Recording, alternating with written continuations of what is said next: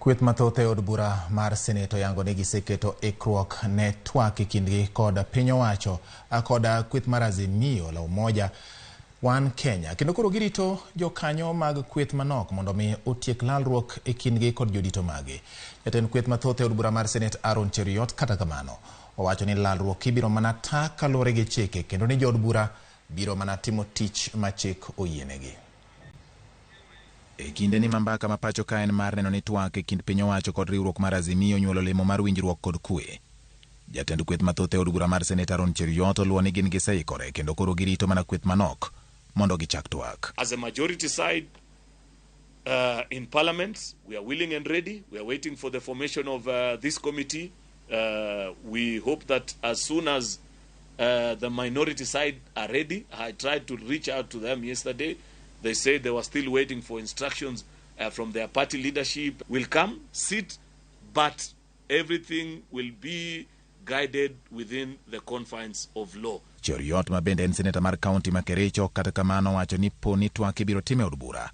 Dwaro mar jo Azimio dhiro yawo saba ok bi nyalore kaluwore ni od bura onge kod teko mar timo mano. Parliament is not a custodian of servers. Parliament is not a custodian of ballot boxes. So there is nothing that a bipartisan committee of Parliament can do about servers. E wi loso aput mar jokanyo mabiro tayo lalruok e kind piny owacho kod riwruok mar Azimio, jaleg kweth mathoth kendo seneta mar kaunti ma Kakamega Boni Halwale onyiso tend Azimio ni kar dwaro mondo tim twak oko mar od bura gichiw thuolo ne jood bura mani kod lony mondo ta chenro no. To insist that he wants the process to take place outside Parliament, it is assuming that he doesn't have competent people within his team. Yeah.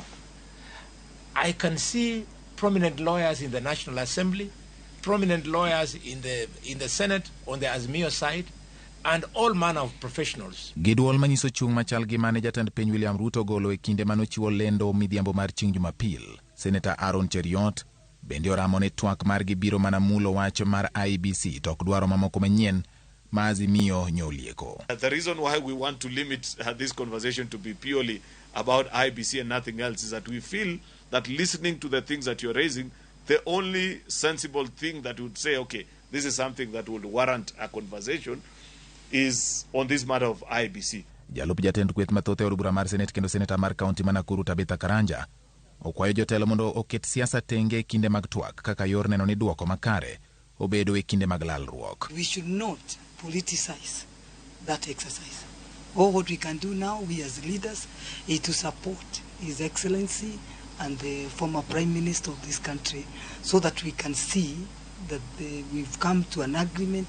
E kinde ma wich bar ma jotelo nigo en keto kenge mabiro neno ni jo Kenya oyudo fungruok mar ngima kendo oganda obede twech achiel.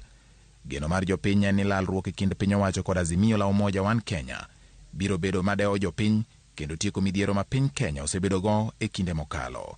George Bati, Ramogi TV.